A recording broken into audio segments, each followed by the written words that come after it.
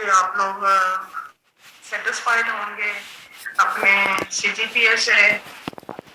Yes ma'am. Yes, ma'am. Yes, ma'am. अल्हम्दुलिल्लाह ma'am. Okay. So first of all, I explain some points regarding second semester. तो बेटा सबसे पहले तो आप लोग थोड़ा सा सेकेंड सेमेस्टर के अंदर ये बात सीख लें कि हर सेकेंड बार टीचर्स को मैसेज नहीं करने आपने, ठीक है। आपका जरूरी मैसेज है, आपने एक मैसेज कर दिया, हमने आपसे कह दिया कि फलां दिन आपका पेपर चेक हो जाएगा, मैं चेक कर लूंगी। इसके बाद बार बार मैसेजेस हुआ है, इस कदर मैसेजेस कि मुझे लगता था कि मुझे अपना मोबाइल फेंक देना चाहिए। अच्छा, फिर जब मिड टर्म में आपके बहुत अच्छे मार्क्स आते हैं तब तो आपको लगता है कि सिस्टम जो है वो बिल्कुल ठीक चलता है, ठीक है। आपकी अपनी गलतियां, आपकी अपनी लापरवाही, और जब आपके नंबर्स कम आते हैं तो आपको लगता है कि जो सिस्टम है यूनिवर्सिटी का वो बिल्कुल खराब था, भी हमारे इतने मार्क्स क्यों हैं। उसके बाद आपको ये बता दिया जाता भी हमने आपके टोटल मार्क्स चेक किए हैं, आपके इतने ही बनते हैं, उसके बाद बेतहाशा मिलते हैं। तो मैंने इसलिए ये चीजें आपको सेकंड सेमेस्टर में बताने लगी हूँ कि थोड़ा सा आप लोग इस चीज को समझें कि एक टीचर 300-400 स्टूडेंट्स के मैसेज के आंसर कैसे कर सकता है। आपको पहले तो मेरा दिल किया कि मैं मीटिंग एक जो है ना वो ड्यूरिंग एग्जाम ही अरेंज करूं और आप लोगों को जरा बता दूं कि इतना मैसेजेस करने की क्या जरूरत है, जब मैंने आपको कह दिया कि ठीक है। फिर अगर मिड टर्म का पेपर आपका बहुत इजी हो तो उसका मतलब ये नहीं होता कि सेकंड जो आपकी फाइनल टर्म है वो भी आपको इतना ही इजी रखेगी। आपने क्या किया कि जो आपका मिड टर्म था उसमें अगर पेपर इजी था तो आपने उसी पॉइंट ऑफ व्यू से अपनी फाइनल टर्म की तैयारी की, और जो कि फिर आपको बुरी तरह मात हुई। कुछ बच्चों को, कुछ ने तो बहुत अच्छी की, ठीक है। तो फिर आप लोगों की मिलते, बहरहाल आप सबको एडिशनल मार्क्स के साथ मैंने आपका CGPA सबका मेंटेन किया, लेकिन ये एटीट्यूड हर सेमेस्टर में नहीं चलेगा। लाइक जैसे ही आप फिजिकल सिस्टम में अपीयर होंगे आपको शायद 1 मार्क्स की भी गुंजाइश ना मिले, ठीक है। तो आप लोगों ने अपना माइंड सेटअप जो है वो ऐसे नहीं रखना कि आप लोग अगर मिड के पेपर में ज्यादा मार्क्स आ गए हैं, फाइनल में कम क्यों आए हैं, सिस्टम खराब हो गया है, तो ऐसा कुछ नहीं होता। आपका माइंड बना होता है, आपकी अपनी मिस्टेक्स होती हैं, ठीक है। चीजों को मैंने बार बार कहा था ध्यान से पढ़े, ठीक है। तो अब जो नेक्स्ट सेमेस्टर्स हैं उसमें फिर जैसा कि मैंने सभी स्टूडेंट्स के 18 सेशनल लगा दिए जो कि आपको मुफ्त में कभी भी नहीं मिलेंगे 18 सेशनल जब आप फिजिकल सिस्टम में आ जाते हैं, ओके। तो फिजिकल सिस्टम में जब आपने 18 सेशनल अपने गेन करने हैं तो उसमें कुछ आपने असाइनमेंट्स देनी है, कुछ आपने प्रेजेंटेशंस देनी है, तब जाके आप गेन कर सकते हैं। ऐसे मुफ्त में कभी भी दोबारा आपको 18 सेशनल मार्क्स जो है वो नहीं मिलेंगे जब तक आप अपनी पूरी मेहनत नहीं करेंगे। तो इस सेमेस्टर में जो आपने आगे मूव करना है वो इस एटीट्यूड के साथ मूव करना है कि आपका जरूरी मैसेज है तो वेल आप जरूर करें, आपका कोई मसला है तो भी आप जरूर करें, लेकिन बार बार मैसेजेस करने का क्या मकसद होता है ये मुझे समझ नहीं आया। फिर मैं आपको कह भी रही हूँ कि फिलहाल दिन मैंने रिजल्ट बनाना है, मैं देख लूंगी। मैंने CRGR को मैसेज भी कन्वे किया कि क्लास को इन्फॉर्म कर दें कि मैं सब कुछ देख लूंगी, मैं एक एक्सटर्नल का पेपर निकाल के देख लूंगी। फिर भी पता नहीं आप लोगों को कौन सा डाउट रहता है। तो ये थोड़ा सा आपने अपना माइंड जो है वो इस तरह से सेट करना है कि चीजों को गौर से पढ़ना है, जो पढ़ा है उसको अंडरस्टैंड करना है और पेपर को हर पॉइंट ऑफ व्यू से आपने तैयार करना है, ओके। समझ आइए बात? Okay ma'am. Yes, ma'am. CRGR as well आपकी रिस्पॉन्सिबिलिटी है, अटेंडेंस मुझे आपने सेंड कर देनी है जैसे पहले सेंड करते थे, ठीक है। Okay, ma'am. Okay, ma'am. और पढ़ना हमने क्या है ये तो भी सोचना पड़ेगा, क्योंकि एक नई क्लास आपकी ऐड हो चुकी है SS2। मैंने कोई काम दिया था आप लोगों को लास्ट वीक में कि कुछ खुद से कहीजिएगा, आप लोग किया था कुछ आप लोगों ने? मैम पीपल्स की वजह से नहीं किया जी। मैम नहीं किया पढ़ा कहाँ तक था हमने? जी मैं पढ़ा था मैम 5.1 सेक्शन कर लिया था हमने 5.2 स्टार्ट करना 5.1 कर लिया था, 2 स्टार्ट करनी है। Yes, ma'am. जी मैम ओके, तो मैं ऐसा करूंगी कि मैं थोड़ा सा ना 5.1 से ही आज स्टार्ट करूंगी, क्योंकि आज ऐसे स्टो की भी क्लास है और उनको मैंने 5.1 से ही स्टार्ट करना है। ठीक है, मैं वहां से तो होती हूँ क्योंकि मैंने एक साथ लेके चलना है सारी क्लासेस को, फिर ऐसा नहीं होगा कि मैं आगे पीछे चलती रहूं। ठीक है, तो जी मैं जस्ट उसको थोड़ा सा डिस्कस करूंगी, बाकी आप पहले सेमेस्टर में भी SS2 आपके पास थी SS2 पहले मेरे पास नहीं थी, अब आई है मेरे पास। ठीक है, तीनों क्लासेस अब मेरे पास ही हैं कैलकुलस की। तो स्क्रीन शेयर करना भी भूल गया क्योंकि बड़े से बाद दोबारा क्लास हो रही है। खैर जी, मैं करती हूँ। अच्छा, ओके जी बेटा, स्क्रीन शेयर हो रही है सबको? जी मैम Yes, ma'am. ओके जी।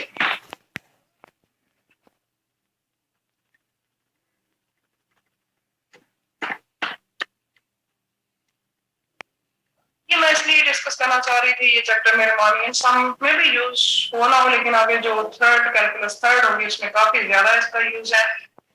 सो चूंकि आप लोगों ने 5.1 जो है वो डिस्कस की हुई है, सो उसको हम जल्दी जल्दी आगे की तरफ लेके चलेंगे, क्योंकि बहुत सारा हमारा सिलेबस है जो हमने नेक्स्ट सेमेस्टर के अंदर कवर करना है। तो इंशाल्लाह होप सो कि हम एक्स्ट्रा क्लासेस भी लेके जैसे भी है अपना सिलेबस जो है उसको कवर करने की तरफ जाएंगे। सो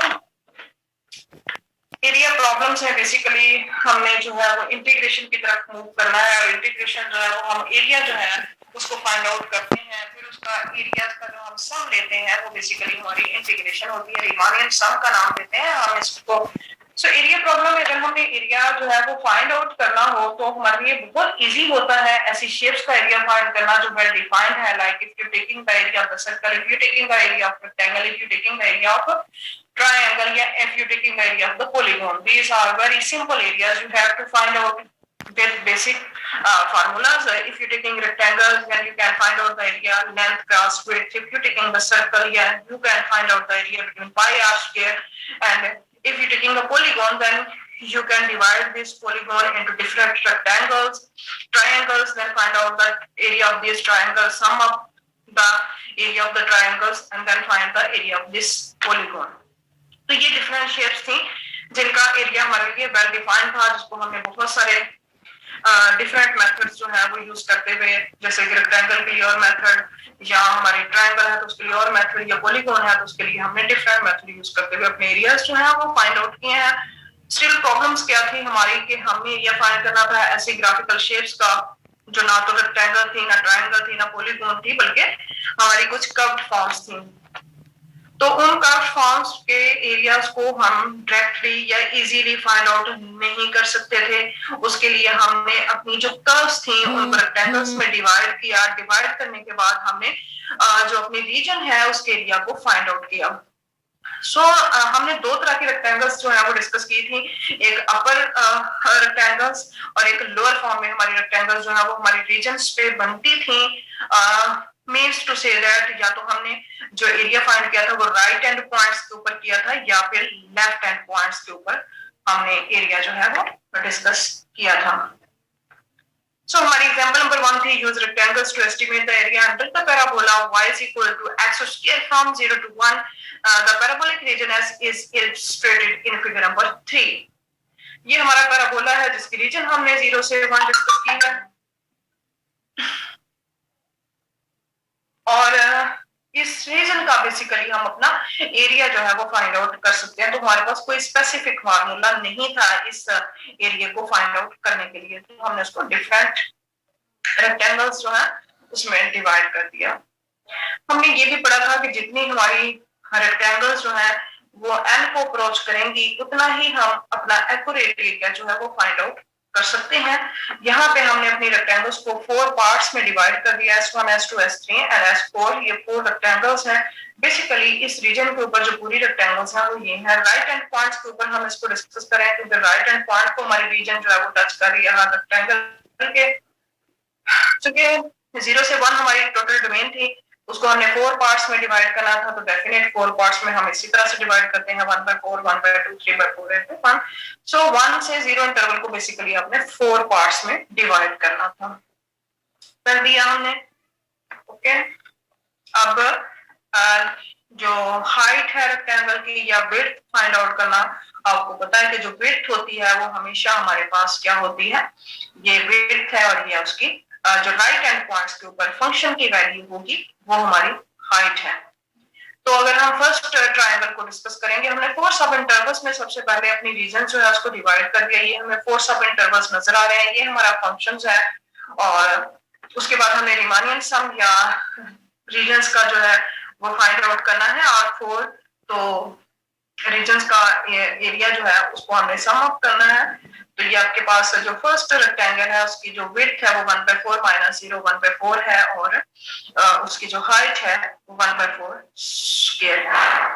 उसके बाद अगली रेक्टेंगल को डिस्कस करेंगे, तो 1/2 में से 1/4 का माइनस करेंगे तो 1/4 ही बनता है।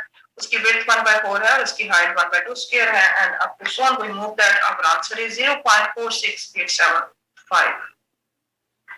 ओके, अब हमारी जो रीजन है वो हमें सिर्फ इतनी वैल्यू दे रही है, जबकि हमारी रेक्टेंगल्स जो है वो रीजन से आउट फॉर्म में जा रही हैं। तो जो रीजन का एरिया है वो इन रेक्टेंगल्स के एरिया से डेफिनेटली लेस होगा। क्लियर है ना स्टूडेंट? ये चीजें तो आपने पढ़ी हुई है, मैं बस ऐसे टाइम पास कर रही हूँ फिलहाल आप लोगों के साथ। क्लियर है? Yes, ma'am. Ma'am Yes, ma'am. कहीं किसी Yes, को ma'am. किसी को समझ मैम नहीं ये आया? R4 का R4 वाला बता दें। R4 = 1/4 into 1/4 स्क्वायर वाला बता दें, स्क्वायर कैसे आया इनका? ओके बेटा, ये R4 है आपके पास। R4 को हमने बेसिकली ये हमने क्या किया है, let R4 be the sum of the areas of these approximating rectangles. R4 क्या है, इन रेक्टेंगल्स के एरिया का सम है सारी का। चूंकि राइट हैंड पॉइंट यूज किया तो इसलिए हमने उसको R से रिप्रेजेंट किया। अब जो हम पहले रेक्टेंगल, ये जो आपको नजर आ रही है पहले रेक्टेंगल, इसकी जो विड्थ है वो हमारे पास क्या है, विड्थ क्या है, डेफिनेट 1/4 - 0 1/4 ही है टोटल विड्थ जो है। और इसकी जो हाइट है, बेसिकली हाइट क्या है, इस रीजन की सारी की हाइट क्या है, फंक्शन की वैल्यू है ना, f(x = x स्क्वायर) के ऊपर ये आपकी रीजन बनी हुई है। ठीक है, तो हाइट क्या है, राइट एंड पॉइंट को फंक्शन में पुट कर दें, 1/4 को x फंक्शन में पुट कर दें तो वो आपकी हाइट है। ओके, अब हमने दूसरी रेक्टेंगल ले ली। दूसरी रेक्टेंगल की जो हमारे पास विड्थ है वो 1/2 - 1/4 दैट इज 1/4 ही बनेगी। चेक कर लें, अपने पेजेस अपने पास रखा करें, अपनी पेंसिल अपने पास रखा करें। सेकेंड रेक्टेंगल जब हमने ली है तो उसकी जो विड्थ है वो 1/2 - 1/4 दैट इज इक्वल टू 1/4, और उसकी जो हमारे पास हाइट है वो 1/2 स्क्वायर है। ओके, अब हम जब तीसरी रेक्टेंगल की बात करते हैं तो 3/4 - 1/2 करेंगे तो फिर 1/4 ही आंसर आएगा। ये बेटा आप लोग अपने पेजेस के ऊपर करके देख लें, ऐसे आपको समझ नहीं आएगी। ठीक है, और जो हाइट है वो 3/4 का स्क्वायर है, फंक्शन की वैल्यू है। ओके, इसी तरह जब हमने ये 1 लिया है, 1 में से 3/4 को माइनस करेंगे तो 1/4 ही बनता है, और राइट हैंड पॉइंट है तो ये 1 का स्क्वायर हो जाएगा, that is 15/32 equal to 0.46875। Okay, from figure B, अगर इस बी फिगर को देखें तो उसने कहा जो हमारी रीजन का एरिया है वो रेक्टेंगल्स के एरिया से लेस है। So area of the region, जिसको हमने ए का नाम दिया है ए ऑफ एस, इस एस रीजन का एरिया जो है वो हमारे पास लेस देन है R4 के एरिया से। सो उसको हमने इस तरह से रिप्रेजेंट किया। अब जैसा कि हमने राइट हैंड पॉइंट यूज किया, हम उसी वे को यूज करते हुए लेफ्ट हैंड पॉइंट भी यूज कर सकते हैं। जब लेफ्ट हैंड पॉइंट यूज करना है तो वो रेक्टेंगल्स के लेफ्ट पॉइंट को टच करेगी हमारी region, this and this. Okay, इसमें हमारी रेक्टेंगल्स जो है, जब आपने लेफ्ट हैंड पॉइंट यूज करना तो जो हमारी रेक्टेंगल्स है वो हमेशा इनर फॉर्म में बनेगी। अब भी हमने 4 रेक्टेंगल्स ही लिए हैं, हमने 4 रीजन्स में डिवाइड किया है, अपनी जो रीजन है उसको 4 पार्ट्स में डिवाइड किया है। तो चूंकि लेफ्ट हैंड पॉइंट की बात कर रहे हैं तो हम अपना जो सम है एरियाज का, डिफरेंट रेक्टेंगल्स का जो एरियाज है उनका सम को हम L4 के साथ रिप्रेजेंट करेंगे। अगर 3 रेक्टेंगल्स होती तो आप इसको L3 के साथ रिप्रेजेंट कर सकते थे। अच्छा जी, अब हमने चूंकि लेफ्ट हैंड पॉइंट की बात की है तो सेम पहली पहली हमारी जो रेक्टेंगल है वो इस कदर स्मॉल है कि उसमें हमें कोई हाइट नजर ही नहीं आ रही। ठीक है, बिल्कुल जीरो जीरो के ऊपर हमारे पास ये फर्स्ट, उसकी जो विड्थ है वो वैसे ही है 1/4 माइनस 0 1/4। और जो चूंकि अब पहले हमने लेफ्ट हैंड पॉइंट लिए थे, अब हम पहले राइट हैंड पॉइंट लिए थे, अब लेफ्ट हैंड पॉइंट की बात करेंगे तो लेफ्ट हैंड पॉइंट में हमारे पास पहला क्या देगा, 0 का स्क्वायर। अब हमें दूसरी रेक्टेंगल को डिस्कस करना है, 1/2 में से 1/4 को माइनस करेंगे तो 1/4 ही आएगा, और चूंकि लेफ्ट हैंड पॉइंट की बात हो रही है तो 1/4 स्क्वायर आ जाएगा साथ। ओके, उसके बाद आप तीसरी रेक्टेंगल 3/4 में से 1/4 को माइनस करोगे तो 1/4 ही आएगा और 1/2 का स्क्वायर हो जाएगा। इसी तरह 3/4 का स्क्वायर हो जाएगा। चूंकि लेफ्ट हैंड पॉइंट यूज हो रहे हैं तो ये 1 शामिल नहीं होगा, लेकिन जब राइट हैंड पॉइंट यूज किए थे तब 0 शामिल नहीं हुआ था, 1 शामिल हुआ था। अब जब हमें लेफ्ट हैंड पॉइंट की बात करनी है तो 1 शामिल नहीं हो रहा, उसमें 0 है, क्योंकि लेफ्ट हैंड पॉइंट्स की तरफ हम मूव कर रहे हैं। क्लियर है जी ma'am? Yes, ma'am. Now we see that our area lies between upper sum and lower sum. जब हमने राइट हैंड पॉइंट लिए तो अपर आ रहा था एरिया, और जब हमने लेफ्ट हैंड पॉइंट लिए तो एरिया हमारा लेस आ रहा है रेक्टेंगल्स का, हमारे रीजन के एरिया से। सो हमारा एरिया जो है इन दो पॉइंट्स के दरमियान जो है वो लाई करेगा, जो हमारे रीजन का एरिया होगा। अब देखने के लिए कि क्या ये कितनी अप्रोक्सीमेशन हमें दे रहा है, तो हम अपनी रेक्टेंगल्स जो है उनको बढ़ा देते हैं, हम अपना n जो है उसको बढ़ा देते हैं। तो हमने जो हमारी डोमेन 0 से 1 थी उसको 8 रेक्टेंगल्स में डिवाइड कर दिया है। ठीक है, 8 पार्ट्स में डिवाइड कर दिया। जब 8 पार्ट्स में डिवाइड किया तो फिर हमने उस पे सेम ये फार्मूला लगाया दोबारा से इसी तरह से लेफ्ट राइट हैंड पॉइंट्स के लिए। तो हमारा एरिया इन दो पॉइंट्स के दरमियान लाई कर रहा है।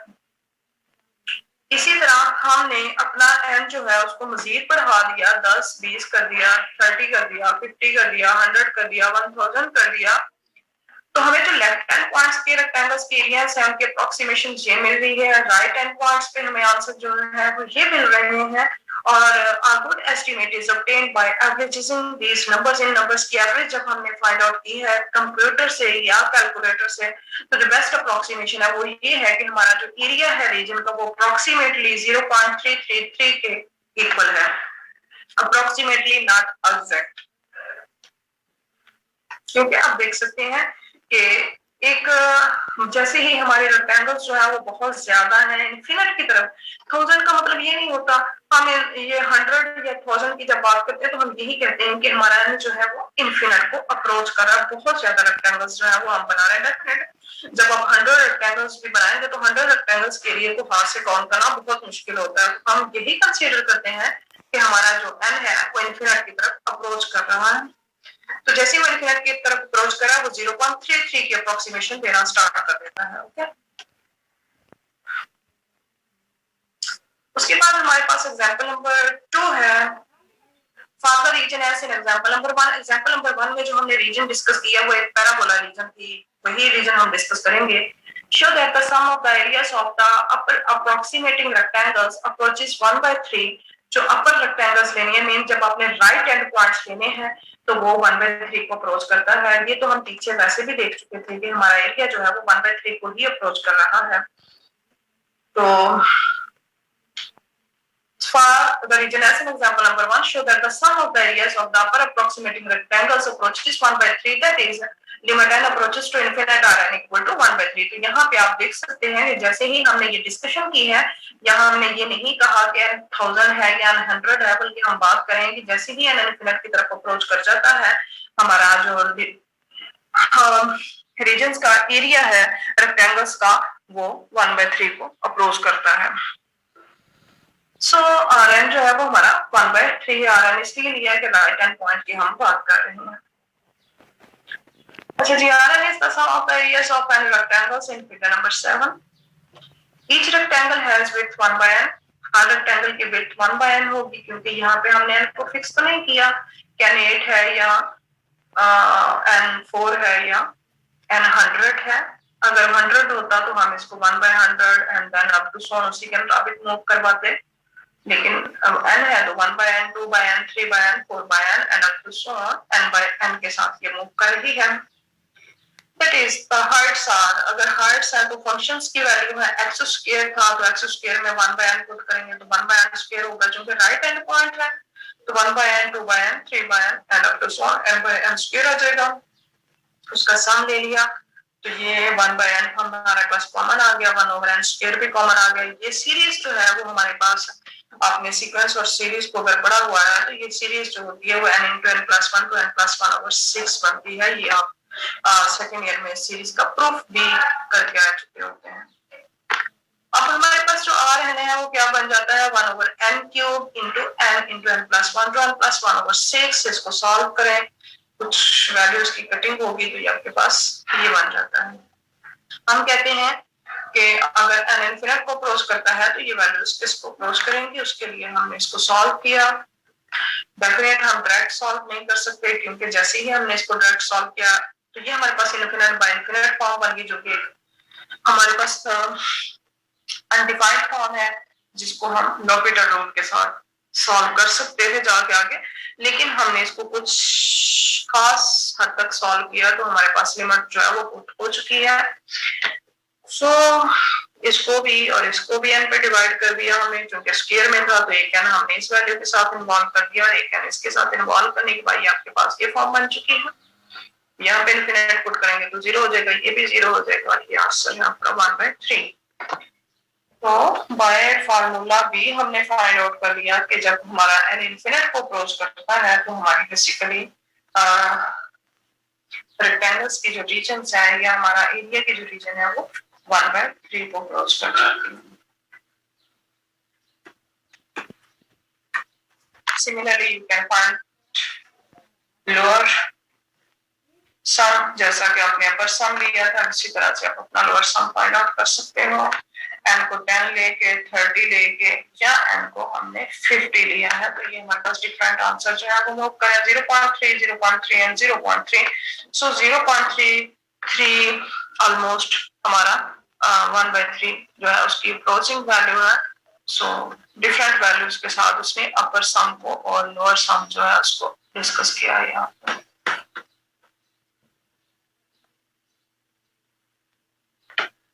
क्लियर है स्टूडेंट्स यहाँ तक? Yes, ma'am. Yes, ma'am. Yes, ma'am. Okay जी, आगे हमारे पास सेम वैसी ही रीजन है, हमने इसको स्ट्रिप्स में डिवाइड कर दिया है S1 S2 up to so SN में हम कह रहे हैं कि हमारी जो रीजन है वो A से B पे है और उसको हमने डिफरेंट नाम दे दिए x1 x2 x3 and up to so xn minus 1 xn B के इक्वल है और जो x नॉट है वो आपका A के इक्वल है। The width of the interval AB is B minus A, so the width of each n strips is, अगर हर strips की width को हम डिस्कस करें तो delta x बेसिकली हमारे पास क्या है B minus A over n है। delta x डिफरेंस जो है वो आपका क्या है B minus A over n। These strips divides the interval AB into n sub intervals। n सब इंटरवल्स में ये हमारे पास डिवाइड हो चुके हैं strips x0 x1 x1 x2 up to so on xn minus 1 xn where x0 is equal to a and xn equal to b। The right end points of the sub intervals are, अगर हम इन सब intervals के right and point की बात करें x1 जो है वो आपका a प्लस डेल्टा x है डेफिनेट। x1 माइनस a आपका क्या होता है डेल्टा x डिफरेंस होता है ना हमारा बेसिकली, तो x1 minus a equal to delta x, तो आप उसको लिख सकते हैं x1 equal to a plus delta x। लिख सकते हैं स्टूडेंट्स? जी मैम। Yes, ma'am. लिख सकते हैं ना? Yes, जी ma'am. मैम लिख सकते हैं। Yes, ma'am. ओके जी। अब अगर हम देखें दूसरे इंटरवल को तो x2 माइनस x1 जो है वो भी डेल्टा x के इक्वल है, तो x2 किसके इक्वल हो गया delta x plus x1 x2 किसके इक्वल हो गया, डेल्टा x प्लस x1 की आपने दोबारा से यहाँ पे आके वैल्यू पुट कर दी तो ये बन जाएगा a+2 डेल्टा x। अपने पेजेस निकालने जरा चेक करके देखने की, ऐसे ही बनता है। x3 माइनस x2 किसके इक्वल होगा, डेल्टा x के इक्वल होगा, तो x3 किसके इक्वल हो जाएगा, x2 plus delta x। x2 की दोबारा से आप वैल्यू पुट कर दें तो ये +3 डेल्टा x बन जाएगा। जरा फाइंड आउट करें, सारे बच्चे हो रही है ये वैल्यू फाइंड आउट आप लोग की? मैम इसको थोड़ा सा रिपीट कर दें। बेटा आपने जैसे पहला फाइंड किया कि x1 माइनस a किसके इक्वल है, डेल्टा x के इक्वल है, x1 माइनस a, ये सारे डेल्टा x डिफरेंस है ना, ये भी डेल्टा x डिफरेंस है, ये भी डेल्टा x डिफरेंस है, ये भी डेल्टा x डिफरेंस है, ये भी डेल्टा x डिफरेंस है। तो x1 माइनस a किसके इक्वल है, डेल्टा x के। ओके तो x1 minus a delta x की इक्वल है, तो आप उसको लिख सकते हैं x1 equal to a plus delta x। Okay okay students, जी मैम लिख सकते हैं। जब आप दूसरी स्टेप पे जाएंगे S2 रीजन को डिस्कस करेंगे तो x2 माइनस x1 भी डेल्टा x के इक्वल है, तो वो क्या बन जाएगा, x2 equal to x1 plus delta x, x2 equal to x1 plus delta x। तो x1 की आप वैल्यू पुट कर दें तो वो बन जाएगा a+2 डेल्टा x। जरा पेजेस निकालना करके देखते हैं। यस मैम यही आता है। यस मैम ऐसी आ रहा है। 2 मिनट तक सब बच्चों को कर लेने दें, किसी को भी समझ नहीं आएगी तो वो पूछ।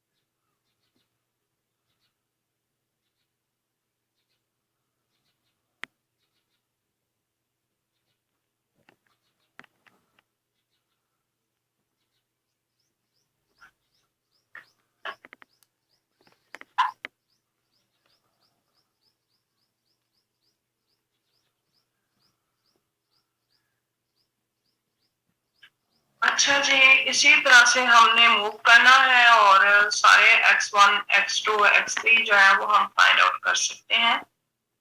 क्लियर हो गया ना सब बच्चों को ये? Yes ma'am. ओके अब हमारी जो रीजन है, जो अपर रीजन्स को हम डिस्कस करते हैं उसको हम लिख सकते हैं f into Yes, ma'am. x1 delta x plus f into x2 delta x plus up to so on f into xn delta x, क्योंकि डेल्टा x आपकी विड्थ को रिप्रेजेंट कर रहा है और जो ये है ये आपकी हाइट को रिप्रेजेंट कर रहा है। पीछे भी हमने यही फार्मूला यूज किया था, सही है students? Yes ma'am. Yes ma'am. So let us approximate the IS strip SI by the rectangles with width delta x and height f of xi, which is the value of f at the right end point. Okay. Then the area of the ith rectangle is f of xi delta x. So what we think of initiatively as the area of S is approximated by the sum of the areas of these rectangles, which is previously discussed. So when we're taking n is equal to 2, n is equal to 4, and when we're taking n is equal to 8 and n is equal to 12, then we have the different rectangles. जब हमने अपनी A B reason जो कि अभी हमें ऊपर discuss की गई थी उसको हमने 2 रेक्टेंगल्स में डिवाइड किया, जब हमने उसको 4 रेक्टेंगल्स में डिवाइड किया, जब हमने उसको 8 रेक्टेंगल्स में डिवाइड किया और जब हमने उसको 12 रेक्टेंगल्स में डिवाइड किया, तो फिगर 12 के रिजल्ट्स जो है वो हमारे सामने है। अब हम इतनी डिस्कशन के बाद एक प्रिसाइज डेफिनेशन जो है वो एरिया की दे सकते हैं किसी रीजन के एरिया की। The area A of the region S that lies under the graph of the continuous function f, ऐसा एरिया जो किसी कॉन्टिन्यूअस फंक्शन का ग्राफ होता है और कोई ना कोई रीजन होती है, is the limit of the sum of the areas of approximating rectangles. Basically उस रीजन का जो एरिया होता है वो जो हमारी रेक्टेंगल्स के एरिया का सम होता है उसकी लिमिटिंग वैल्यू होती है। सही है students? So when you find out your area, you can taking the area of any region, limit n approaches to infinite Rn. You can also taking limit n approaches to infinite Ln भी ले सकते हैं। Left hand point के साथ, right hand point के साथ, दोनों तरह से आप अपनी रीजन के एरिया को अप्रोक्सीमेट कर सकते हैं। ठीक है, तो वो बेसिकली जो रीजन का एरिया है वो रेक्टेंगल्स के एरियाज का जो सम है उसकी अप्रोक्सीमेशन होती है आपके पास। ये डेफिनेशन 2 और डेफिनेशन 3 जो है वो आप दोनों यूज कर सकते हैं। सो ये तो हमने डेफिनेशन 2 और 3 जो है वो डिस्कस की। जब हमने राइट हैंड पॉइंट लिए या लेफ्ट हैंड पॉइंट लिए तो फिर हमने किस तरह से अपनी लिमिटिंग वैल्यूज जो है वो फाइंड आउट किया। उसके बाद उसने कहा कि अगर हम जरूरी नहीं है कि हमेशा लेफ्ट हैंड पॉइंट को डिस्कस करें या राइट हैंड पॉइंट को डिस्कस करें, हम उस रीजन के दरमियान का भी कोई पॉइंट डिस्कस कर सकते हैं। Like if you taking the two region, you can take the point this इस रीजन, इस रेक्टेंगल में से कोई भी एक पॉइंट उठा सकते हैं, क्योंकि रेक्टेंगल्स के अंदर इटसेल्फ मैनी पॉइंट्स होते हैं आपके पास। तो अगर हम दरमियान में से एक सैंपल पॉइंट ले लें, कोई भी एक सैंपल ले लें, तो हम उसको रिप्रेजेंट कर देते हैं एक्स स्टार के साथ। फिर हमारा लेफ्ट हैंड पॉइंट का या राइट हैंड पॉइंट का जो एरिया है वो एक्स स्टेरिक के साथ रिप्रेजेंट होता है। फिर हम एक को किस तरह से लिखते हैं, limit n approaches to infinite f into x asterisk that x f asterisk to that x plus up to so on f into x. ये एक्स स्टेरिक जो है वो आपके एक सैंपल पॉइंट को डिस्कस कर रहा है। ये सैंपल पॉइंट आपके रीजन में से हम कुछ भी चूज कर सकते हैं। तो ये तीनों फार्मूले आप लोगों ने याद रख लेने हैं, राइट हैंड के लिए, लेफ्ट हैंड के लिए और सैंपल पॉइंट्स के लिए। Like if you taking this region, तो इस रीजन के अंदर जो सैंपल पॉइंट ले रहा है वो इस रेक्टेंगल के दरमियान का एक पॉइंट ले रहा है। ये इसने सैंपल पॉइंट ये ले लिया। अब आप देख सकते हैं कि सैंपल पॉइंट को चूज कर रहा है तो जरूरी नहीं है यहाँ पे जो सैंपल पॉइंट है वो लेफ्ट कंडीशन के नजदीक नहीं है, यहाँ बिल्कुल मिड में आ रहा है हमारा सैंपल पॉइंट। इस रेक्टेंगल का वो राइट साइड पे जा रहा है, राइट पॉइंट। तो ये सैंपल पॉइंट कुछ भी हो सकते हैं, वो होंगे जहां जहां हमारी कर्व जो है वो टच करती हुई जा रही है, वहां वहां हमने अपना सैंपल पॉइंट जो है वो डिस्कस कर लिया है। तो इस रीजन में आप देख सकते हैं कि हमारी कुछ रेक्टेंगल्स जो है वो तो आउटसाइड जा रही हैं और कुछ रेक्टेंगल्स जो है वो हमारी बिल्कुल इनसाइड में भी रह रही हैं। ठीक है, तो ये डिफरेंट सिचुएशन जो है अराइज होती रहेंगी डिफरेंट कंडीशंस के साथ। ओके, ये नोट्स पर आप सारे पढ़ लें, उसके बाद बताएं समझ आइए या नहीं। ये सब इंटरवल लेते हो या ये सब इंटरवल लेते हो तो जो फंक्शन की वैल्यूज हैं वो या मैक्सिमम है या मिनिमम। जब आप इस इंटरवल को डिस्कस करते हैं तो फंक्शन की वैल्यू मैक्सिमम है, जब आप इस इंटरवल को डिस्कस करते हो तो फंक्शन की वैल्यू मिनिमम है। लाइकवाइज जब हम इस इंटरवल को डिस्कस करते हैं तो यहाँ पर भी फंक्शन की वैल्यू जो है वो हमारी मैक्सिमम फॉर्म की तरफ जा रही है, मैक्सिमम है यहाँ पे, और इस इंटरवल की तरफ वो मिनिमम फॉर्म में आ रही है। ओके, तो यही इस पैरा में थोड़ा सा डिस्कस किया था। तो ये एरियाज के डिफरेंट फार्मूले हैं। जब आप राइट हैंड पॉइंट यूज करते हो, जब आप लेफ्ट हैंड पॉइंट यूज करते हो, जब आप सैंपल पॉइंट यूज करते हो, तो आपने इस तरह से एरिया जो है वो फाइंड करना है, जो हमारी रीजन्स रेक्टेंगल्स के रीजन का एरिया है उसकी लिमिटिंग वैल्यू। ठीक है, तो राइट हैंड पॉइंट के लिए, लेफ्ट हैंड पॉइंट के लिए और ये सैंपल पॉइंट्स के लिए। उसके बाद हमारे पास उसने एक समेशन रिप्रेजेंट कर दिया कि समेशन आई फ्रॉम 1 से i स्क्वायर या i स्क्वायर जिसको बोलते हैं, that is equal to n into n plus 1 to n plus 1/6। ये अगेन आपका सेकंड ईयर का काम है, वहां पे आपका प्रूफ हुआ है इस टर्म का। सीरीज को ओपन किए, बेसिकली सीक्वेंस एंड सीरीज है, तो ये सीरीज भी आपके सेकंड ईयर में ओपन हुई है। Let A be the area of the region that lies under the graph of f e power minus x between x equal to 0 and x equal to 2। इस function के graph को हमने discuss करना है, exponential functions के graph को, जो कि 0 से 2 के दरमियान लाई कर रहा है। तो सबसे पहले हमारे पास ये फंक्शन का ग्राफ है जो कि 0 से 2 के ऊपर बना हुआ आपको नजर आ रहा है। अब 0 से 2 है तो हमने क्या इस पे क्या क्या कंडीशन जो है वो देखनी है। Using right hand points, right hand point को यूज करते हुए find an expression for A as a limit. तो हमने रीजन का एरिया फाइंड करना है लिमिट को यूज करते हुए, और राइट हैंड पॉइंट को यूज करते हुए मींस हमने इस फार्मूले को यूज करना है। ओके, उसके बाद do not evaluate the limit, limit को एवेलुएट ना करें। बी पार्ट हमारा है estimate the area by taking the sample points to be the mid points. उसके बाद हमने एरिया को एस्टिमेट करना है सैंपल पॉइंट्स लेते हुए, और सैंपल पॉइंट्स जो लेना है वो हमने मिड पॉइंट लेना है, उसके अलावा हमने कोई दूसरा सैंपल पॉइंट नहीं लेना। तो जितने भी हमारे सब इंटरवल्स बनेंगे हमने उन सब इंटरवल्स के अंदर से मिड पॉइंट उठाना है। एंड यूजिंग 4 सब इंटरवल्स एंड देन 10 सब इंटरवल्स, पहले हमने 4 सब इंटरवल्स लेने हैं, फिर 10 सब इंटरवल्स डिवाइड। मींस आपकी जो गिवन रीजन दे दी गई है 0 से 2 के दरमियान, पहले आपने इसको 4 इंटरवल्स में डिवाइड करना है, उसके बाद आपने इसको 10 इंटरवल्स के अंदर डिवाइड करना है।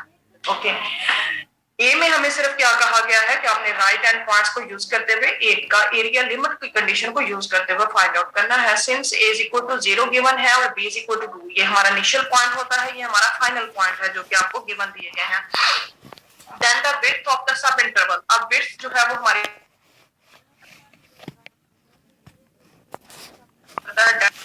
अभी हमने पीछे डिस्कस किया है।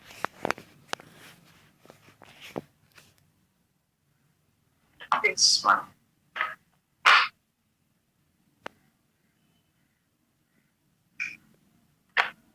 So B हमारे पास 2 है, ये 0 है, 2 माइनस 0 पर है ओवर 2 है। मीन्स हर सब इंटरवल की जो विड्थ होगी वो 2 ओवर n होगी। सिंस x1 जो है वो हमारे पास 2 ओवर n है, अब यहाँ पे हमें चूंकि उसने n पे कंडीशन नहीं दी कि जो n है वो 4 होना चाहिए सब इंटरवल्स या n 10 होना चाहिए, तो हम जनरल n यूज करेंगे। ओके, सो x1 जो है वो हमारे पास 2 बाय n से स्टार्ट होगा। x2 जो है, x2 का फार्मूला आपने यूज करना है पीछे जाके। अभी मैंने आपको बताया था कि x2 किसके इक्वल होता है, x1 प्लस डेल्टा x के, और x1 प्लस डेल्टा x से फिर आप x2 की जो वैल्यू फाइंड आउट करते हो वो basically a plus 2 delta x है। तो यहाँ पे जब आप पुट करेंगे जाके तो आप अपना x2 जो है वो फाइंड आउट कर लेंगे। ठीक है, x2 x1 plus delta x, x1 आपका क्या है 2 बाय n है और डेल्टा x जो है वो आपका 2 बाय n है, तो ये आपके पास क्या बन जाएगा, a प्लस 2 डेल्टा x है, सॉरी, तो a 0 है और 2 को जब आप 2 बाय n से मल्टीप्लाई करोगे तो ये 4 बाय n हो जाएगा। क्लियर है स्टूडेंट्स? जी मैम। जी ma'am. Yes, ma'am. Okay. Similarly, you can taking your x3 is equal to a plus 3 delta x. a 0 है, 3 को जब डेल्टा x के साथ मल्टीप्लाई करेंगे तो ये 6 ओवर n बन जाएगा। Okay. Similarly, you can move and you have to find out your xi, that is a plus I delta x. तो i जब इस डेल्टा x के साथ मल्टीप्लाई होगा तो 2i over n बन जाएगा, a 0 हो जाएगा। Similarly, you can find out your xn, n जब 2 ओवर n के साथ मल्टीप्लाई होगा तो 2n ओवर n बन जाएगा। ओके, नाउ हमारे पास जो हाइट्स हैं उनको हमने किस तरह से डिस्कस करना है, और जो हमारी विड्थ है उनको किस तरह से डिस्कस करना है। विड्थ तो हमें पता है 2 बाय n ही है, लेकिन हाइट्स हमारी क्या होंगी, यहाँ पर फंक्शन की वैल्यूज होंगी। तो हमने फंक्शन की वैल्यूज को विड्थ के साथ मल्टीप्लाई करने हैं, सम अप लेना है, तो हम अपनी रीजन जो है, राइट हैंड पॉइंट रीजन जो है वो फाइंड आउट करेंगे। f of x1 delta x, f of x2 and this one delta x हमें हर जगह 2 by n की बने। Okay, f of x1 e पर माइनस x1 e पर माइनस x2 e पर माइनस x1, तो x1 गिवन है वो है 2 by n, तो e पर minus 2 over n delta x 2 over n, e पर minus 4 over n 2 over n plus up to so you can move with this sequence। okay, here you can taking common 2 by n, और ये आपके पास क्या बन रही है, e पर minus 2 over n plus e पर minus 4 over n plus e पर माइनस 6 ओवर n। और एक्सपोनेंशियल फंक्शन की जो सीक्वेंस होती है वो बेसिकली आपकी क्या है, e पर minus 2 i over n with the i varies from 1 to n। i को आप वेरिएशन दोगे 1 से n की, तो जब आप 1 पुट करोगे तो ये माइनस 2 ओवर n होगा, जब 2 पुट करोगे तो ये माइनस 4 बाय n होगा, और इस तरह से ये आपकी सीक्वेंस जो है ये मूव करती रहेगी। ठीक है, तो do not evaluate the limit, उसने कहा था आपने सिर्फ यही तक फाइंड आउट करना है, लिमिट को एवेलुएट नहीं करना। तो ये हमने फाइंड आउट कर लिया अपना area using the right hand point. Okay, अब हमने यूज करना था बी पार्ट, और बी पार्ट हमें क्या कर रहा है कि estimate the area by taking the sample point two the mid points.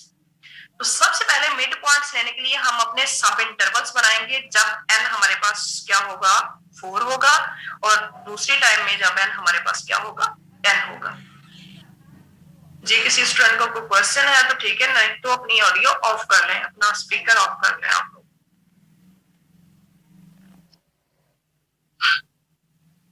अच्छा जी, अब हमने n को 4 ले लिया। जब n को 4 ले लिया है तो ये जो 0 से 2 हमारी डोमेन है ये 4 सब इंटरवल्स में डिवाइड हो जाएगी, जो आपको 4 रेक्टेंगल्स में डिवाइड होती हुई आपको नजर आ रही है। The सब इंटरवल्स ऑफ इक्वल वेट, हर सब इंटरवल की जो वेट है वो 0.5 है।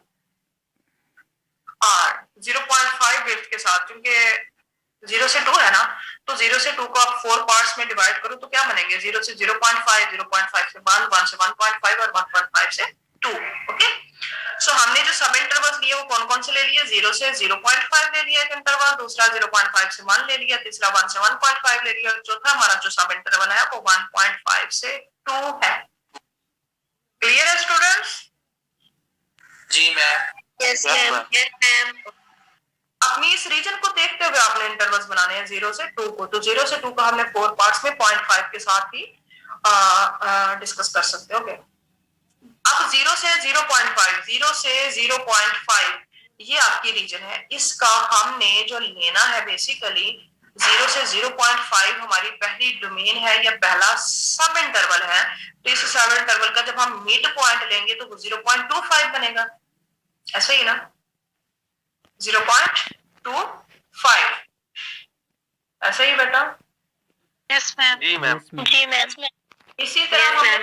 इंटरवल 0.5 से 1 ले लिया तो इसके दरमियान में जो आ जाएगा वो 0.75 आ जाएगा। तीसरा मिड पॉइंट 1 से 1.5 के दरमियान 1.25 आ जाएगा और 1.5 से 2 के दरमियान मिड पॉइंट 1.7 आ जाएगा। आप इसको इस तरह से भी फाइंड आउट कर सकते हो, 2 माइनस 1.5 ओवर 2 के साथ डिवाइड करके भी आप अपना मिड पॉइंट निकाल सकते हैं। ये जो आपने अरिथमेटिक मीन मीडियन कहीं पढ़े होंगे उनको यूज करते हुए। Okay, the mid points of this सब इंटरवल्स आर दिस। हमने मिड पॉइंट को यूज करते हुए अपना एरिया फाइंड आउट करना था। सो मिड पॉइंट यूज किया है, इसलिए हमने ना तो यहाँ पे एल लिखा ना आर लिखा बल्कि एम लिख दिया। इसका मतलब है कि मिड पॉइंट को यूज करते हुए जो रेक्टेंगल्स का एरिया है वो सम अप करेंगे। आई फ्रॉम 1 से 4, आई की वेरिएशन हमारी 4 तक है क्योंकि हमारे पास 4 है। I square into delta x. Different values के लिए हम इसको डिस्कस करेंगे। डेल्टा एक्स हमारा यहाँ पे फिक्स है, 0.5 हमें गिवन दे दिया गया था और एफ इंटू एक्स स्टेरिक की वैल्यू हमारे पास है मिड पॉइंट पे है तो F into 0.2, 0.75, 1.2 and this one. चूंकि फंक्शन हमारा एक्सपोनेंशियल फंक्शन है, हमें स्टार्ट में गिवन था, तो ये क्या बन जाएगा? This one. ओके, अगेन ये आपकी जो सीरीज है वो ई की पावर के साथ जो है वो ओपन हो रही है और ये हमारे पास अप्रोक्सीमेशन हमें जो दे रही है वो क्या है? 0.855 है। So the estimate for the area is, हमारे पास जो एरिया की एस्टिमेशन है वो 0.8557 है। Similarly, you can find out your area by taking n is equal to 10. When you taking n is equal to 10, then your सब intervals जो है वो बनेंगे 0 से 0.2। क्यों? क्योंकि जब आप 0 से 2 पे पहुंचेंगे तो आप अगर 10 रेक्टेंगल्स बनाते हैं तो 0 से 0.2, 0.4, 0.6, 0.8 और फिर 1 पे पहुंचते हो, फिर 1.2, 1.4, 1.6, 1.8 and then you go up to 10 rectangles बनानी है तो आपके जो सब इंटरवल्स होंगे वो 0 से 0.2, 0.2 से 4, 0.4 से 0.6 and up to so on 1.8 से 2 है। And the mid points are, अगर मिड पॉइंट 0 से 0.2 है तो डेफिनेट उनके दरमियान का जो मिड पॉइंट होगा वो 0.1 है। ओके, 0.4 माइनस 0.2 ओवर 2 के ऊपर डिवाइड करें तो आप अपना मिड पॉइंट फाइंड आउट कर सकते हैं। By taking this you can taking your area m10 is approximation of m10, इसके वैल्यूज फाइंड आउट करें, उसको एग्जैक्ट वैल्यू कैलकुलेटर से अपनी फाइंड आउट करें तो ये 0.8632 है और हमारी जो रीजन का एरिया है वो इसकी अप्रोक्सीमेशन है 0.632। मैम मिड पॉइंट बता, मैम मिड पॉइंट कैसे फाइंड करना है? मिड पॉइंट बेटा, mid point b minus a over 2 कर लें। 0.4 माइनस 0.2 ओवर 2 करें, क्या आंसर आ रहा है आपका? 0.4 माइनस 0.2 ओवर 2 करें, 0.1. जी 0.1 0.1. 0.1 आ रहा है, 0.1 आ रहा है बेटा। जी मैम। 0.4 माइनस 0.2 ओवर 2, तो 0.1 दिया उसने आंसर।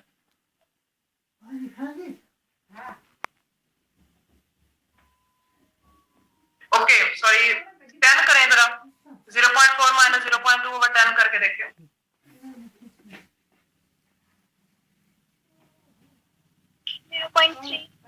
ओके ठीक है, सॉरी मुझे आपने एन बोले ना जो आपको गिवन दिया होगा, ठीक है। मेरे दिन में अरिथमेटिक मीन और मीडियन आ रहे थे स्टैट के, तो मैंने उसके मुताबिक फार्मूला आपको बता रही थी कि शायद हर एक के लिए 2 ही होता है, नहीं जो आपको एन गिवन दिया होगा वो आपने यूज करना है, b minus a over 10। Okay ठीक है। Okay ma'am. Okay ma'am. जी मैम. ओके जी, द डिस्टेंस प्रॉब्लम जिसको हमने पीछे बार बार डिस्कस किया, velocity, time, acceleration, this is your first assignment in second semester. ये आपने नेक्स्ट वीक तक काम कर लेना है, जितना आपने ऊपर डिस्कस कर लिया है ये सारा वही है, इस पे कोई वो मल्टीप्लिकेशन लगा के अपना जो वेलोसिटी है या अपना टाइम जो है ये फाइंड आउट कर रहे हैं by using this formulas. You have to taken this, ये आपने करना है, ठीक है। Yes ma'am.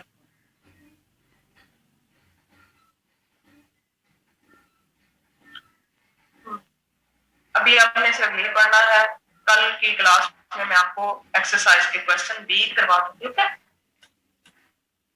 अच्छा जी, नेक्स्ट टॉपिक है हमारे पास 5.2 the definite integral.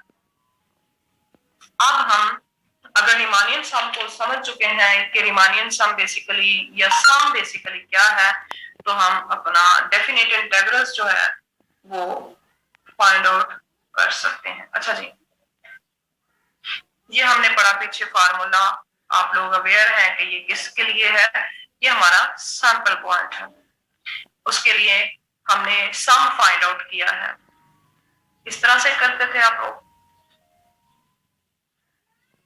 Ji ma'am. Okay, that the limit of the form arises when we compute an area. इस तरह की लिमिट्स तब अराइज होती हैं जब हमने एरिया फाइंड करना हो किसी भी रीजन का।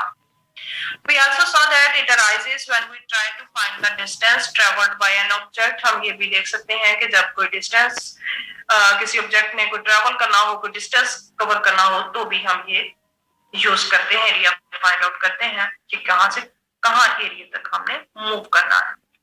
It turns out that this same type of limit occurs in a wide variety of situations, even when f is not necessarily a positive function। हम देखेंगे कि ये लिमिट जो है वो राइज उस वक्त भी हो सकती है जब इवन हमारा फंक्शन जो है वो पॉजिटिव ना हो। अभी पीछे तो हमने जितनी भी डिस्कशन की, हमने अपनी जो रीजन्स डिस्कस की, उसमें जो आपकी कंटिन्यूटी थी वो हमारी पॉजिटिव रीजन ही थी। In chapter number 6 and 8 we will see the limits of the form 1 also rises in finding lengths of curves।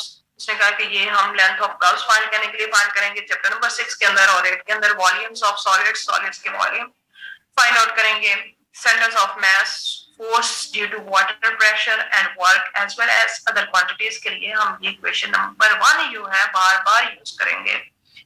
We therefore give this type of a limit a special name and a notation। चूंकि ये बार बार use होगी तो उसने कहा कि हम इसको एक स्पेशल नोटेशन या नेम दे देते हैं कि बार बार हम ये नहीं कहेंगे कि हम इक्वेशन नंबर 1 यूज करें, बल्कि हम कहेंगे कि ये हमारे पास डेफिनेशन है जिसकी एक डेफिनेट इंटीग्रल की। If f is the function defined for a less than equal to x less than equal to b, means if we're taking the function which is continuous between the 2 points a to b, we divide the interval ab into n sub intervals of equal width। हम अपने interval को क्या करते थे, equal width के साथ सब divide कर देते थे, चाहे n को 2 लेते थे, चाहे n को 4 लेते थे, चाहे हम n को 6 लेते थे, 10 लेते थे, 100 लेते थे, हम इक्वल रेक्टेंगल्स बनाते थे। हमारी रेक्टेंगल जो है वो कोई भी अनइक्वल नहीं होती थी। आप देख सकते हैं कि जितनी भी रेक्टेंगल्स हम डिस्कस करते थे, चाहे 2n को लेते थे, चाहे 4n को लेते थे, चाहे 6 लेते थे, हमारी जो रेक्टेंगल्स की लेंथ और विड्थ जो थी, सॉरी लेंथ की बात नहीं करेंगे, विड्थ जो थी हमारी हर रेक्टेंगल की हमेशा सेम रहती थी। मींस हमने डिफरेंट विड्थ के साथ अपने रेक्टेंगल्स जो है वो डिस्कस नहीं की।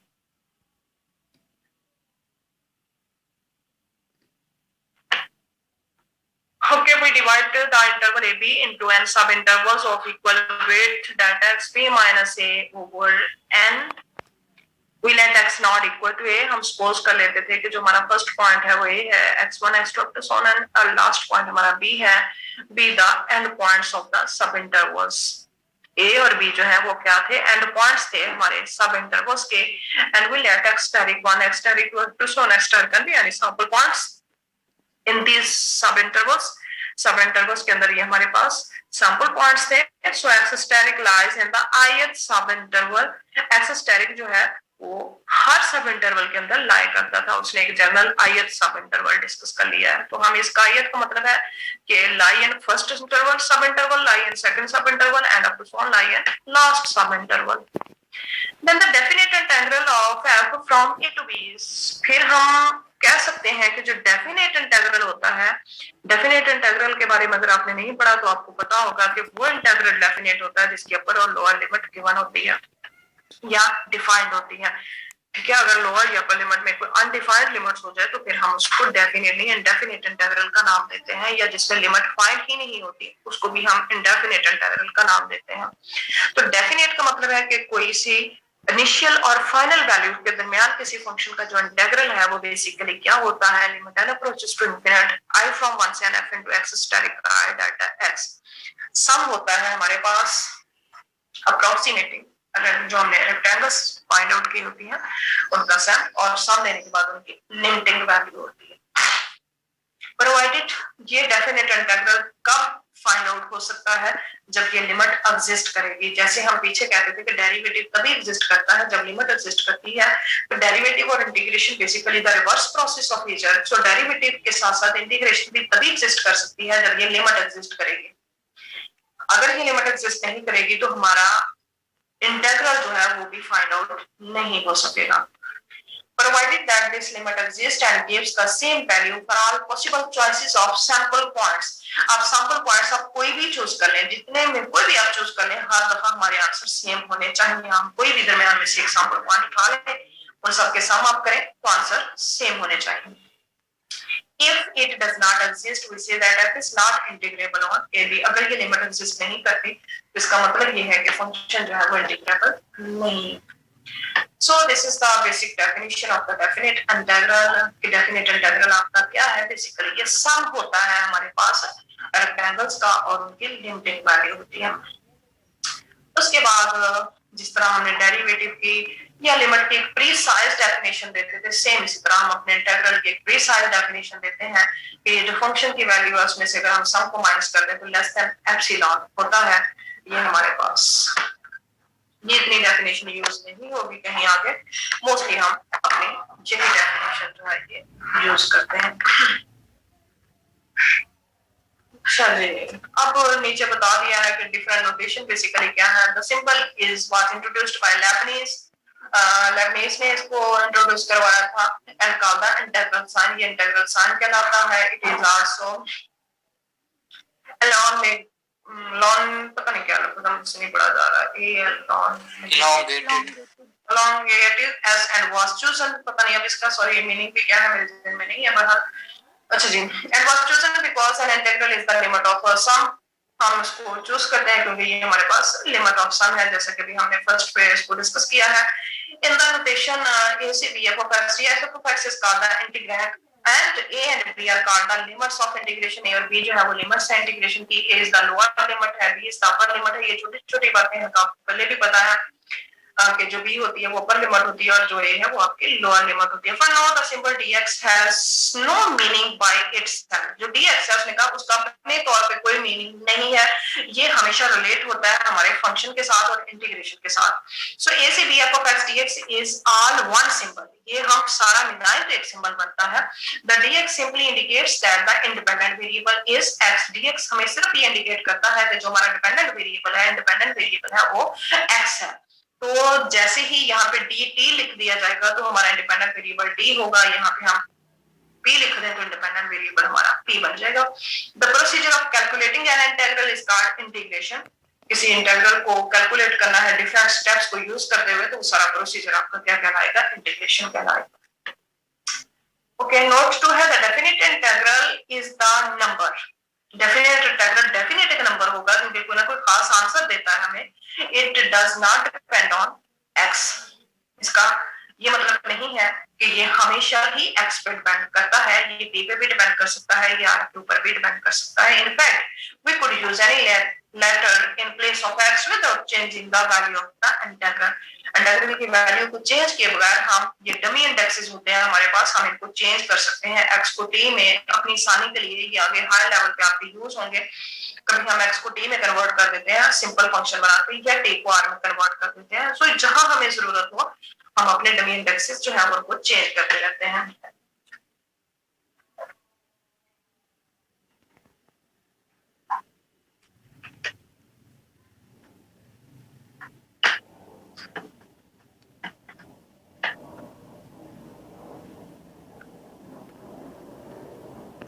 अच्छा जी, ये सम जो है बेसिकली बहुत ही वेल नोन, जिसको मैं बार बार पहले, चूंकि मेरे मुंह पे ये बात चढ़ी हुई है, इसको मैं रिमानियन सम का नाम देती हूँ.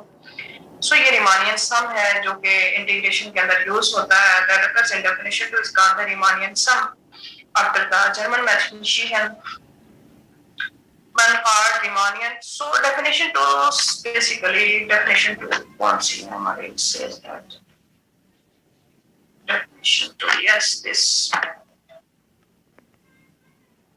So definition 2 says that the definite integral of an integrable function can be approximated to within any desired degree of accuracy by the Riemannian sum. Okay, degree हम कोई भी यूज कर सकते हैं, कोई भी अपना सैंपल पॉइंट यूज करते हुए अपनी एक्यूरेसी जो है उसको चेक कर सकते हैं.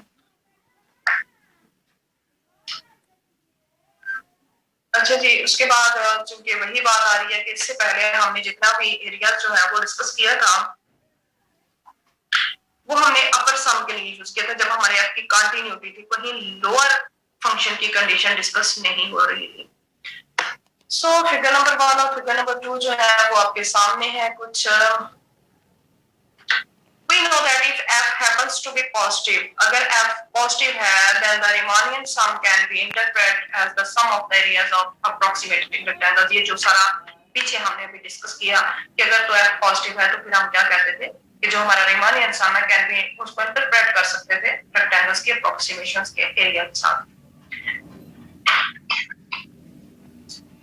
By comparing definition 2 with the definition of area in section 5.1, we see that the definite integral can be interpreted as the area under the curve y is equal to f of x from a to b. ठीक है, हम definite integral को इसे b में इस तरह से interpret करते थे by taking different sample points. If f of x is greater than equal to 0, the Riemannian sum is the sum of the areas of rectangle. Yes. If f of x is greater than 0, then the definite integral is the area under the curve from a to b. Okay. ये दोनों situation तब arise होती हैं जब हमारा x जो है वो फंक्शन जो है वो हमारा कॉन्टिन्यूअस है और पॉजिटिव फॉर्म में है, अबव द एक्सिस है. तो अगर f of x ग्रेटर है तो रिमानियन सम हमारे पास क्या होता है, sum of the areas of rectangles. और जो डेफिनेट इंटीग्रल है वो क्या होता है, is the area under the curve, वो एरिया जो कर्व के अंडर है, बिलो है फॉर्म में, फ्रॉम ए से बी. अब कुछ ऐसी कंडीशन जो है वो भी राइज हो सकती हैं कि जब हमारा जो फंक्शन जो है उसका एरिया जो है कुछ तो अबव एक्सिस है और कुछ बिलो एक्सिस है. जो अबव एक्सिस है वो तो पॉजिटिव कंसीडर होगा, जो बिलो एक्सिस है वो नेगेटिव कंसीडर होगा. तो जितना भी हमारा अबव एक्सिस होगा उस एरिया को आप कोई भी एक नाम दे देते हो, A1 कह दो या A2 कह दो, तो दूसरा एरिया उसमें से हम नेगेटिव कर देते हैं. कहने का मकसद ये है कि जब आप अपना डेफिनेट इंटीग्रल फाइंड आउट करोगे तो जो पॉजिटिव वैल्यूज होंगी, पॉजिटिव वैल्यूज के साथ डेफिनेट इंटीग्रल फाइंड आउट होगा, वो आपका एरिया शामिल होगा. नेगेटिव वैल्यूज के साथ होगा वो हम माइनस कर देंगे. तो A1 एरिया को हमने नाम दिया, ये बेसिकली जो पॉजिटिव एरिया है वो हमारा A1 एरिया है, उसमें से जो हम नेगेटिव कर रहे हैं वो हमारा A2 एरिया है. तो हमारा नेट एरिया फाइंड आउट होगा वो A1 माइनस A2 से फाइंड आउट होगा. That is this positive and then negative.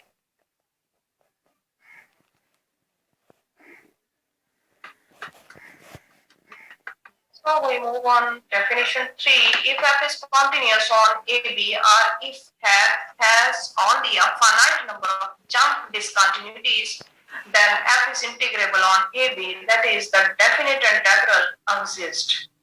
अगर जब डिसकंटिन्यूटीज भी आ जाती हैं तो फिर भी हम कहते हैं कि जो डेफिनेट इंटीग्रल है वो हमारे पास एग्जिस्ट करता है, क्योंकि जहां पर डिसकंटिन्यूटीज की कंडीशन कुछ होती है माइनस करके बाहर निकाल देते हैं।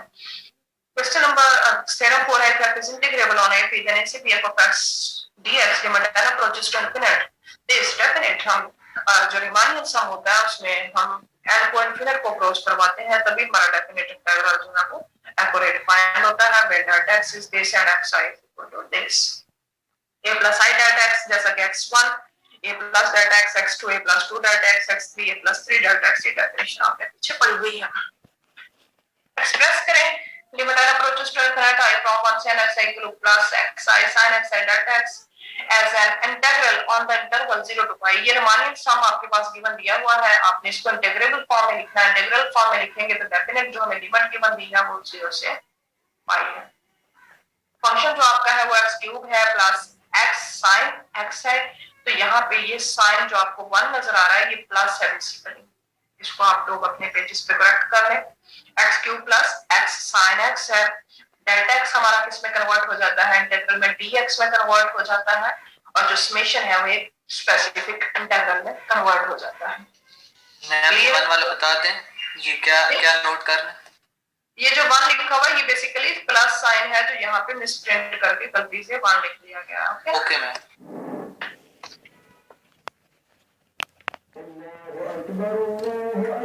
Okay, so in general we can write, उसने कहा कि अगर आपको 0 से पाई लिमिट गिवन ना दी हो तो जनरली हम अपना डेफिनेट इंटीग्रल जो है उसको इस तरह से रिप्रेजेंट करते हैं।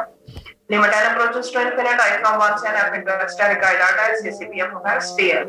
We replace limit summation by integral, x delta by x and delta x by dx। Evaluating integrals integrals को evaluate ओके। एग्जांपल नंबर 2 से याद कर लेना, ठीक है? हाँ है, ये याद करने हैं आपने क्योंकि आगे क्वेश्चंस में यूज होने हैं, तो ये आपको जुबानी याद होने चाहिए, ठीक है? ओके, मेरी भी अगली क्लास है आपके साथ SS2 की, फिर मैंने वही सारा कुछ बोलना है। ओके जी, अल्लाह।